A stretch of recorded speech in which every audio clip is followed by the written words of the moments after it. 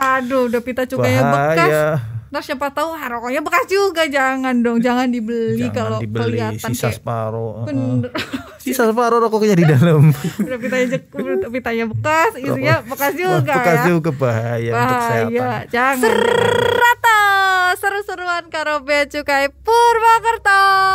Halo kanca bacem semua, ketemu lagi dengan saya Yosnia, masih di Serata seru-seruan karo Bea Cukai Purwokerto.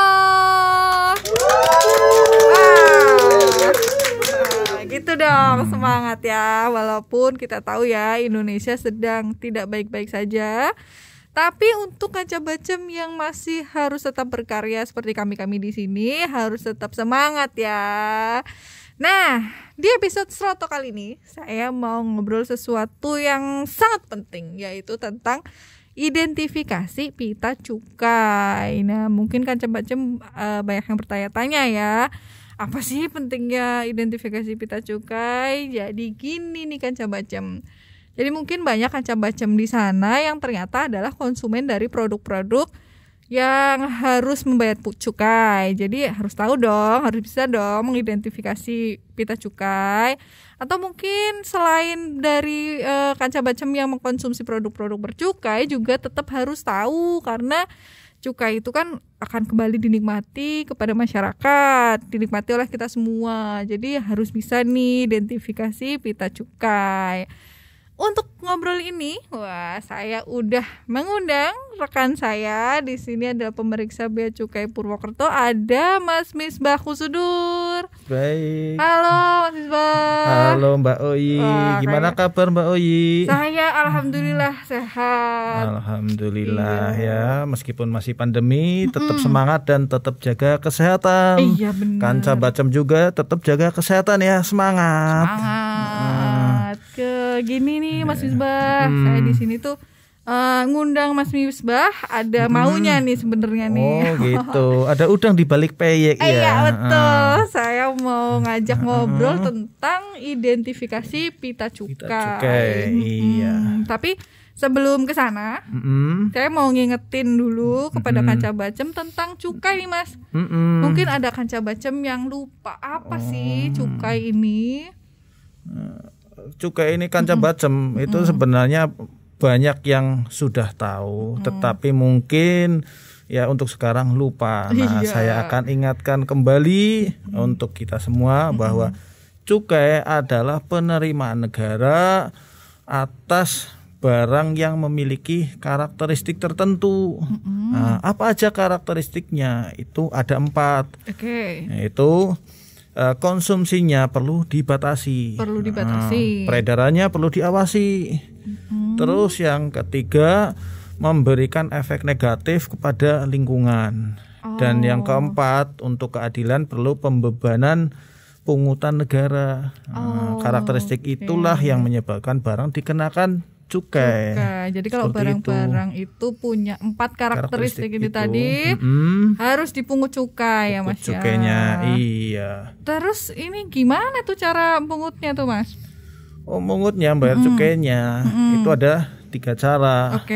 Yang pertama dengan pelekatan pita cukai. Yang kedua dengan pembayaran. Dan yang ketiga dengan pelunasan cukai lainnya. Nah, kenapa pita cukai lainnya? Nah, itu untuk mengakomodir jika di masa depan ada pembayaran cukai dengan cara tertentu. Seperti itu. Jadi dimungkinkan ya dengan cara-cara yang lain ya. Yang lainnya nanti. Nah, untuk saat ini baru yang dipakai yaitu pelekatan pita cukai dan pembayaran, seperti itu. Nah itu kan jadi ada 3 itu ya Mas ya pembayarannya. Tadi ada yang harus lewat pembayaran, lewat pelekatan pita cukai dan pelunasan lainnya ya. Tanda pelunasan cukai lainnya. Sekarang saya mau pilih salah satu deh untuk dibahas, yaitu tentang pelekatan pita cukai. Nah sebenarnya kan tadi ada produk-produk tertentu ya Mas ya. Jadi produk apa aja sih Mas yang cara pelunasan cukainya itu dengan dilekati pita cukai? Oh gitu. Untuk pertanyaan itu akan saya jawab semuanya aja deh, termasuk yang pembayaran. Oh gitu ya. Saya minta kan satu dikasih semua ya. Oh iya, bonus lah, bonus. Jadi Gimana begini. Untuk cukai untuk yang saat ini itu baru hasil tembakau dan etil alkohol serta minuman mengandung etil alkohol ya. Nah, untuk hasil tembakau itu baik impor maupun dalam negeri semuanya pelunasannya menggunakan pelekatan pita cukai. Nah, untuk etil alkohol nih ya, alkohol itu dengan menggunakan pembayaran. Dan yang ketiga, minuman mengandung etil alkohol. Nah, untuk kadar di bawah 5% produksi dalam negeri itu dengan pembayaran. Nah, sisanya baik impor maupun dalam negeri di atas 5% itu dengan pelekatan pita cukai. Jadi itu semuanya sudah terlihat bagaimana cara pembayaran cukainya. Ya jadi udah jelas semuanya ya. Benda-benda apa aja, produk-produk apa aja yang pelunasan cukainya itu dengan pita cukai dan pembayaran ya. Oke. Sekarang balik lagi, saya tadi mau tahu tentang pelekatan pita cukai ya Mas ya. Identifikasinya tuh bagaimana sih pita cukai ini Mas? Identifikasi yang gimana ini? Ini kan gini, jadi masyarakat tuh kan harus tahu ya Mas ya. Ini tuh sebenarnya produk yang mereka konsumsi itu sudah membayar cukai atau belum, atau ini tuh barang legal apa ilegal nih gitu. Untuk produk-produk yang pelunasan pita cukainya itu harusnya dilekati pita cukai. Nah, untuk membedakan nih legal apa ilegal nih produk tuh gimana tuh Mas? Itu bisa diidentifikasi dengan 3 cara, yaitu secara kasat mata dilihat langsung, kemudian menggunakan kaca pembesar atau kita sebut lup, dan yang ketiga yang lebih lumayan canggih menggunakan UV ultraviolet. Nah, kalau kanca bacem tahu itu biasanya di bank atau di toko-toko besar. Kalau ada uang besar itu pakai lampu yang warna biru ya. Itu juga untuk mengecek pita cukai. Gitu. Jadi untuk keasliannya itu kanca bacem semua bisa ngecek menggunakan UV. UV ya, itu untuk ngecek keasliannya ya. Tapi sebelum itu kan suatu produk misalnya ya, ada masyarakat membeli katakanlah rokok lah ya, rokok. Terus mungkin dia menemukan keanehan-keanehan di pitanya. Kok ini pitanya kok kayaknya aneh nih, bentuknya kurang bagus nih. Nah, untuk membedakan pitanya itu bagaimana Mas? Produk-produk itu. Itu membedakan pita cukainya ya. Yang benar itu seperti apa, yang asli seperti apa ya. Yang jelas kan harus ada dulu ya Mas ya, harus ada pitanya ya.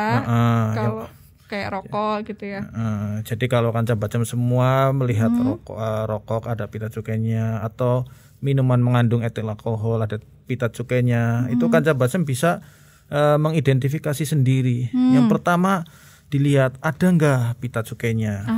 Ya. Kalau itu dulu ya. Pertama ada atau enggaknya dulu. Ada atau enggak. Nah, yang kedua setelah dilihat ada atau enggaknya, asli atau enggak ini. Asli atau enggak. Nah, itu dia tuh. Asli atau enggaknya itu nanti bisa dilihat dengan lup, dengan ultraviolet. Nah, nanti untuk yang asli atau enggaknya cara mengidentifikasi lebih lanjut nanti akan kita bahas berikutnya. Nanti akan ada lebih detailnya ya. Terus yang ketiga setelah ada atau enggaknya, asli atau enggaknya, terus baru atau bekas.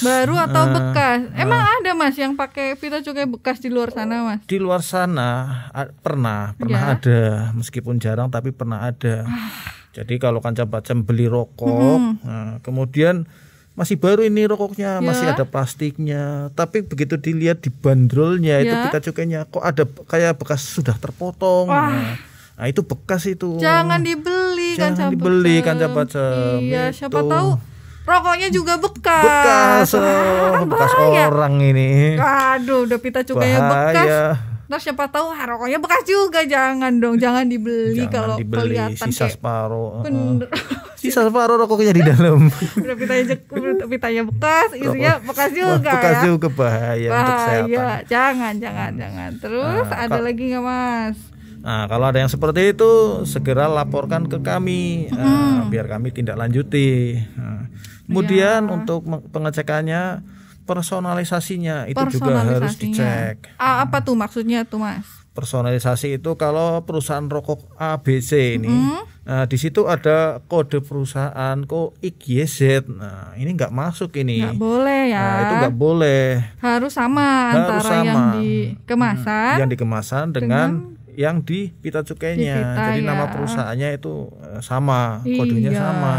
Jadi nggak boleh itu pita cukai diperjualbelikan PT rokok PT apa yang pita cukainya oleh PT yang lain. Nggak boleh ya. Nanti ke masyarakat bingung juga lah, ini rokok apa ini kok tulisannya beda, di kemasannya apa, di pitanya apa nggak boleh ya. Jangan dibeli lah. Kita beli yang asli ya. Beli yang asli aja, yang legal aja. Terus yang terakhir adalah peruntukannya, itu juga harus sesuai. Peruntukannya? Maksudnya gimana tuh, Mas? Peruntukannya itu kalau rokoknya SKM nih, sigaret kretek mesin, ya harus ditempel di SKM juga. Kalau sigaret kretek tangan ya harus ke sigaret kretek tangan juga. Oke, kenapa tuh Mas? Kenapa harus sesuai? Harus sesuai ya. Kalau sigaret kretek tangan itu kan tarif cukainya lebih rendah. Sementara sigaret kretek mesin tarif cukainya lebih tinggi. Kalau sigaret kretek mesin ditempeli sigaret kretek tangan, ya bayar cukainya rendah, rugi negara. Enak aja, mau yang murah ya jangan. Mau yang murah, ngadalin nih. Wah, rugi dong kita semua ya. Iya. Benar. Di sisi lain juga ada kalau rokoknya itu 20 batang isinya, ya harus ditempel dengan cukai yang isinya 20 batang. Jangan ya. Rokoknya 20 tapi pita cukainya yang untuk 12. Wah, berarti ada 8 yang 8 enggak bayar cukai itu, enggak bayar cukai itu yang 8. Ada rokok penyusup itu namanya ya. Enggak boleh, harus sama ya. Harus sama itu peruntukannya sama. Iya, oke. Itu untuk mengecek. Jadi Kanca Bacem semua bisa ngecek sendiri. Kalau nggak sesuai silakan segera laporkan ke kami. Oke, begitu. Seperti itu. Nah, setelah tadi bisa mengidentifikasi seperti itu, dengar-dengar nih Mas, pita cukai kita tuh istimewa. Ada fitur pengamannya, dengar-dengar sih gitu Mas. Ya emang berarti Mbak Oyi nggak salah dengar. Berarti saya nggak salah dengar ya. Nggak salah dengar itu. Apa tuh Mas fitur pengamannya? Ada kuncinya tuh gimana tuh Mas? Kunci gembok gitu ya. Kunci pengaman. Password itu. Ada password. Bukan seperti itu maksudnya Kanca Bacem. Gimana tuh? Pengaman itu dari kertasnya itu berbeda. Kertasnya beda? Iya, kertasnya diproduksi oleh perusahaan tersendiri khusus, jadi nggak ada yang nyamain. Bukan kayak kita ngeprint kertas HVS gitu, bukan ya? Bukan. Kertasnya itu sama dengan yang buat uang itu. Jadi pita cukai itu seperti uang. Berarti memang keren ya. Kertasnya aja udah beda nih. Udah beda ini, canggih pokoknya. Kalau pakai ultraviolet dia itu nggak akan mendar, jadi cahayanya nggak silo. Gitu, makanya bisa diidentifikasi dengan diidentifikasi dari ultraviolet ultraviolet. Ya, mungkin ada ini Mas, ada Kanca Bacem yang berpikiran ini kerjanya Bea Cukai tuh ngeprint pita cukai enggak. Karena kertasnya aja khusus. Khusus. Terus selain itu tintanya itu juga bagus, cetakannya bagus, jelas dan tajam, nggak akan pudar. Karena pakai tinta khusus ya Mas. Khusus. Kalau Kanca Bacem melihat ada rokok kok cetakannya berpendar atau luntur, kena air juga luntur bekas, itu palsu itu. Palsu, masa beli produk yang pitanya luntur seperti cintamu kan jangan ya Mas ya. Harus yang jelas tertera ya, masa produk berpita cukai kena hujan doang luntur. Jangan, itu udah jelas ilegal itu ya. Setelah tadi kertas, tinta, apalagi fitur ada hologramnya di situ. Ada hologramnya. Hologramnya juga canggih, bukan sekedar hologram mainan yang putih doang. Saya kepikirannya hologram kayak di mainan gitu ya. Enggak, di situ loh hologramnya itu ada patternnya yang susunannya beda dengan yang lain, terus ada efek dinamik yang kalau dipegang ini gitu. Kanca Bacem dimin kayak gini, ada kayak silo-silo warna hijau apa merah kayak giniin, silonya beda lagi. Jadi itu adalah ini ada efek dinamiknya. Jadi ketika digoyang itu silonya membentuk warna yang berbeda. Dan itu adalah salah satu fitur keamanan ya. Ada efek channeling juga. Kalau dilihat seperti ini ada tulisan BCRI. Terus dimiringin sedikit ada kayak tulisan 2021 dan sebagainya. Jadi itu fitur asli, susah dipalsukan itu. Pokoknya udah canggih. Jadi nggak sembarangan ngeprint gitu ya, tidak diguntingin satu-satu, enggak dong ya. Memang istimewa ya. Istimewa sekali. Ngomong-ngomong tentang istimewa nih Mas, pita cukai kita kan setiap tahun itu sebenarnya istimewa juga nih Mas. Beda-beda kan Mas, setiap tahunnya. Iya beda, beragam. Temanya gitu ya. Iya temanya juga beda. Contohnya tahun lalu itu kan kita baru memperingati 75 tahun Indonesia merdeka. Iya. Makanya temanya adalah 75. Untuk 2021 Indonesia kan negara maritim nih.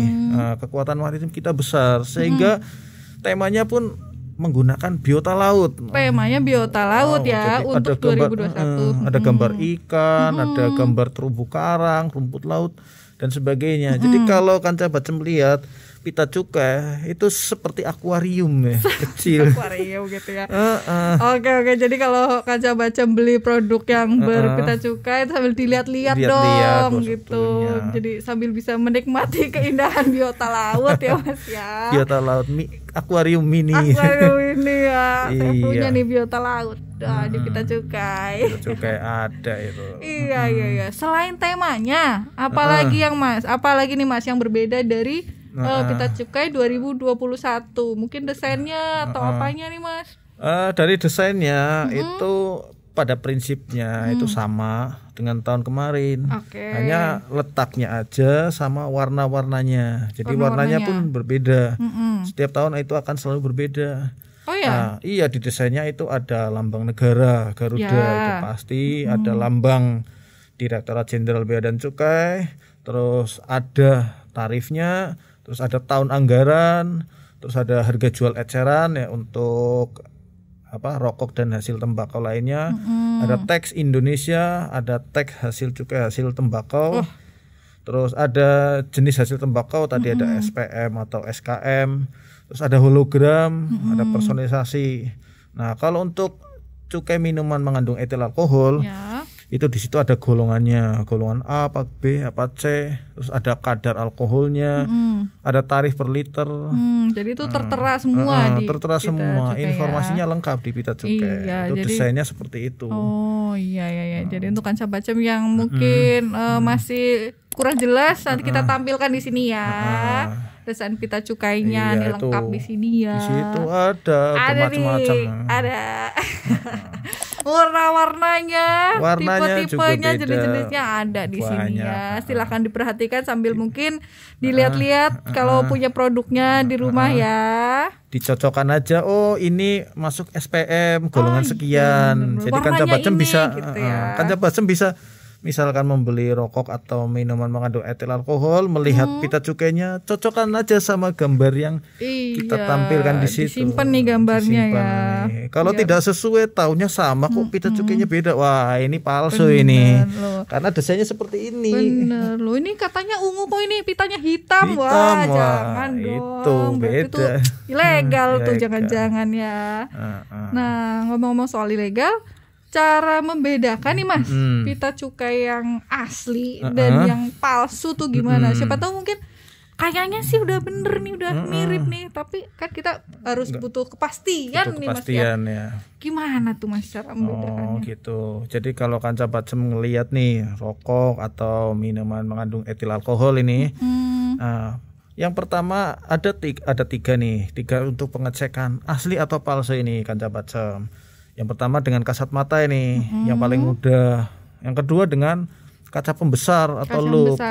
Insya Allah banyaklah Kanca Bacem di toko-toko yang menjual lup. Atau dengan yang lebih canggih ultraviolet. Tadi sempat disinggung ya, ultraviolet. Terus bagaimana cara ngecek asli atau enggak. Dari kendaranya itu tadi ya Mas ya. Iya. Nah, kita akan bahas lebih detail lagi. Itu untuk kasat mata ini. Warna kertasnya itu agak biru. Jadi kalau kertas HVC kan putih polos nih. Iya. Kalau pita cukai itu agak kebiruan. Jadi nggak putih banget, agak biru. Terus ada serat yang berwarna coklat dan jingga, kayak cacing-cacing kecil itu. Gitu.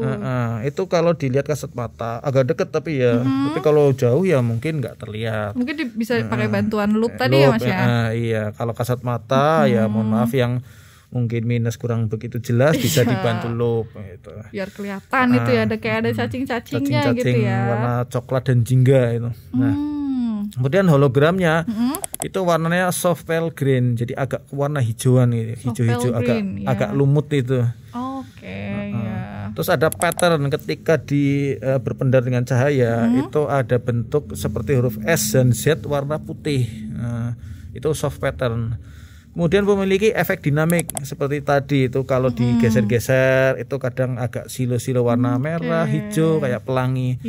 Kalau digeser-geser itu ada efek dinamiknya. Iya. Mungkin macam-macam bisa sambil nyoba ya, iseng-iseng dilihat-lihat. Gitu. Nah, itu. Ini asli jadi, atau enggak gitu ya. Habis beli rokok di warung, diapain itu? Saya mau ngecek ini asli atau palsu. Wah, hebat itu Kanca Bacem yang udah peduli terhadap cukai seperti bener, itu. Bener. Terus jadi, kalau menggunakan kaca pembesar, itu seratnya itu akan terlihat lebih jelas lagi warna coklat dan jingganya. Kemudian hologramnya ketika menggunakan lup itu ada efek channeling. Jadi ketika dilihat seperti ini akan terlihat tulisan BCRI. Tapi kalau dimiringin dikit kayak ada tulisan 2021. Berubah lagi ya. Berubah lagi. Jadi itu efek channeling. Karena itu tahun anggaran 2021, jadi tulisannya juga 2021 ya. Nah, kemudian ada efek warna, terus cetakannya juga akan terlihat tajam kalau menggunakan lup, sangat jelas sekali. Sangat jelas ya. Nggak akan luntur itu. Oke. Nah, yang ketiga menggunakan lampu ultraviolet. Pakai UV. Nah, kalau Kanca Bacem sering ke bank atau ke toko besar, biasanya kan uang-uang besar takut palsu, di situ menggunakan UV. Iya, bisa sambil numpang ya ke bank. Maaf, saya mau numpang ini, mau numpang ngecekan rokok saya ini ya. Itu Kanca Bacem ke bank. Iya. Sama tellernya tinggal ngomong aja. Iya, pinjam bentar ya, Bang. Gitu ya. Karena kan kita banyak yang nggak punya tuh sinar UV. Iya. Hitung-hitung ledekin teller banknya. Jangan dong. Jangan, nggak boleh ya. Itu ya. Terus misalnya nih Mas, ada Kanca Bacem nih beli rokok, terus wah ini bener nih, asli nih, udah tahu nih tadi caranya, udah diputer-puter segala macam. Iya. Tapi kok menceng ini nempelnya ini bener nggak kira-kira nih Mas? Pita cukai kayak gitu. Pita cukainya bisa benar, tapi cara pelekatannya yang nggak benar, nggak boleh menceng. Ada aturannya juga emang Mas? Ada. Semuanya juga ada aturannya. Jadi nggak boleh menceng-menceng gitu ya? Gimana tuh? Kan ini harusnya? Kertasnya istimewa, jadi ya masangnya juga harus benar, harus rapi. Cara masangnya, yang pertama ya, itu sesuai dengan tarif cukainya seperti tadi peruntukannya itu. Jadi untuk yang 16 batang ya ditempeli cukai yang untuk 16 batang. Sesuai terus 20 batang juga untuk 20 batang.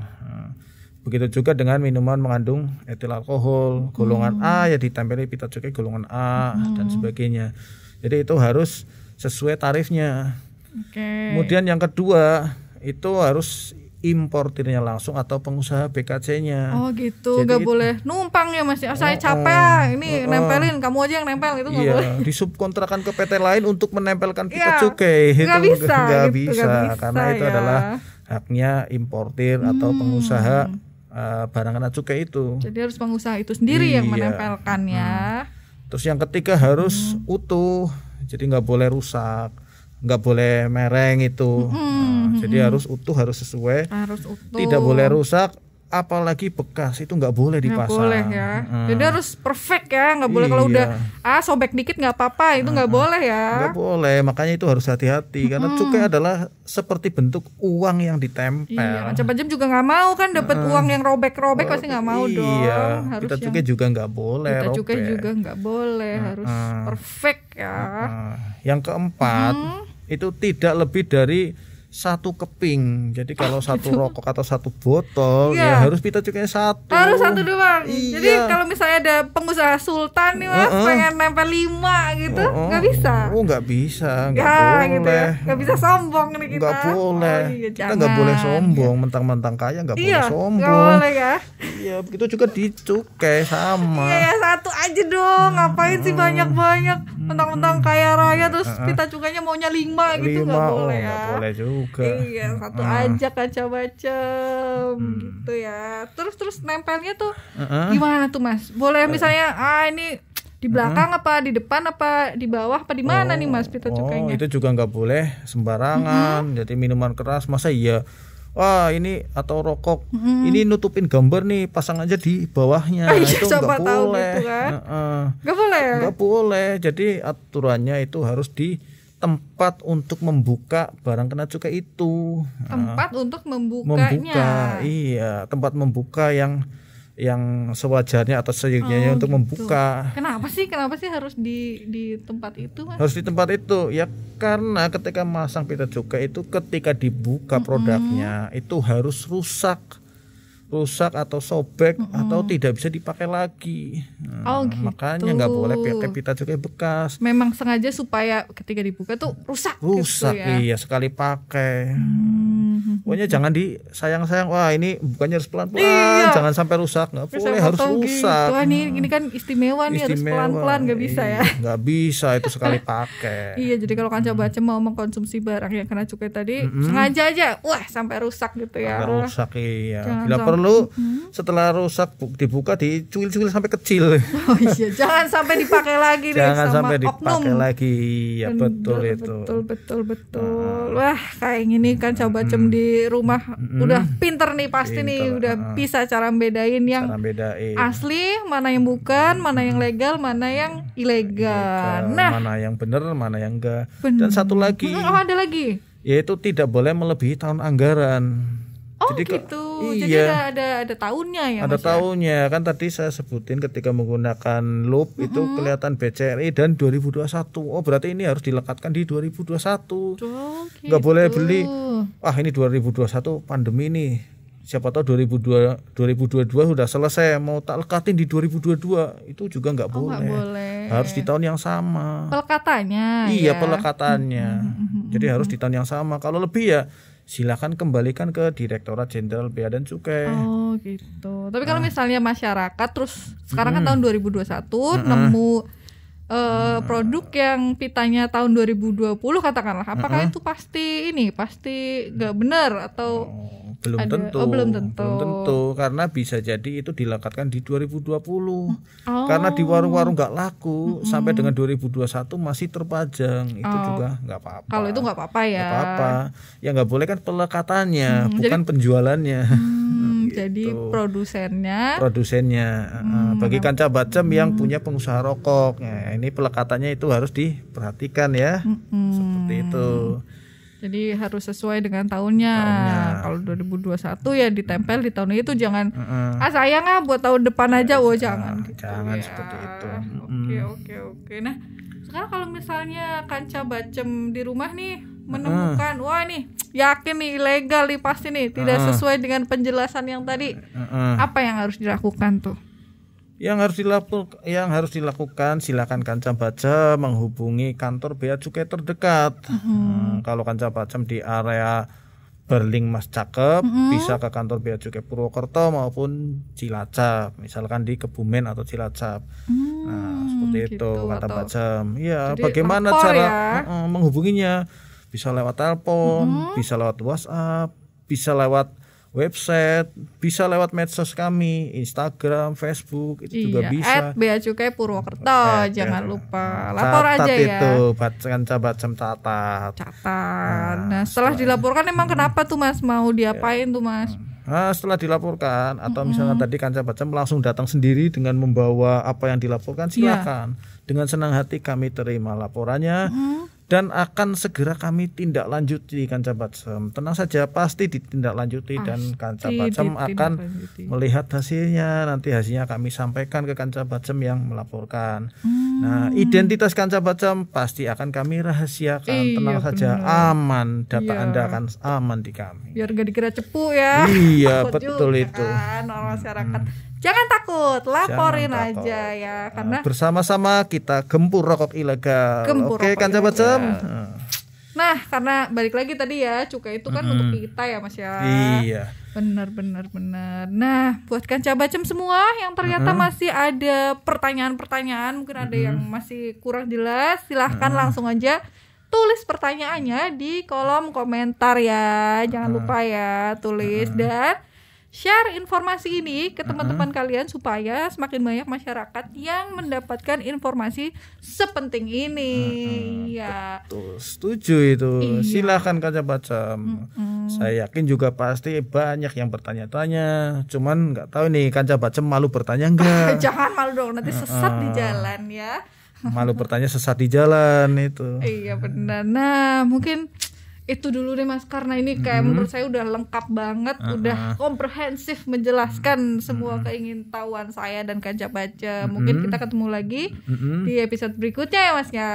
Iya sih ya. Semoga ya. Terima kasih banyak nih waktunya nih Mas Misbah. Sama-sama.